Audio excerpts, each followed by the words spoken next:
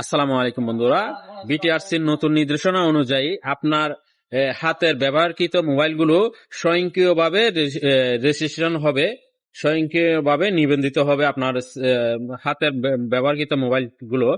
আর যারা নতুন মোবাইল নেবেন 1 জানুয়ারি থেকে, মানে 1 জানুয়ারি 2026 থেকে তাদের মোবাইলগুলো অবশ্যই আপনাদেরকে নিবন্ধন করে নিতে হবে।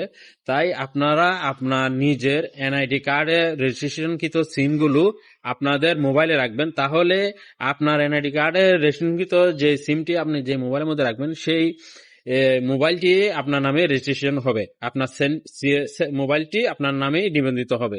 যেমন কি ধরেন আমি আমার মোবাইলের মধ্যে আমার এনআইডি কার্ড দিয়ে রেজিস্ট্রেশনকৃত সিম যেটা আছে সেটা আমি আমার মোবাইলের মধ্যে রাখলে আমার ওই সিমের মাধ্যমেই ওনারা এই স্বয়ংক্রিয়ভাবে এটা রেজিস্ট্রেশন করবে। আর আপনি যদি ধরেন আপনার সিমটি মোবাইলটি আপনার সিমটি ব্যবহার করতেছেন আরেকজনের, তখন ওই আপনার মোবাইলটি স্বয়ংক্রিয়ভাবে নিবন্ধিত হবে যে এটা ওই যার নামে আপনি সিমটি ব্যবহার করতেছেন সেটি তার নামে আপনার সেটটি নিবন্ধিত হবে।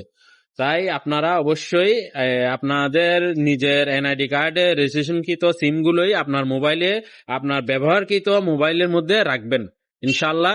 যদি কিছু না বুঝে থাকেন অবশ্যই কমেন্ট করে জানাবেন, আমি বুঝিয়ে বলবো। এটা আজকে আমাকে মেসেজের মাধ্যমে জানিয়েছে সিম কোম্পানি থেকে, তাই আমি আপনাদেরকে জানালাম।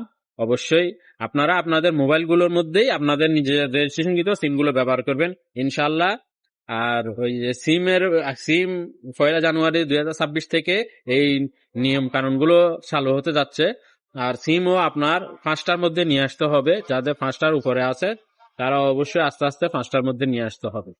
সবাইকে অসংখ্য ধন্যবাদ।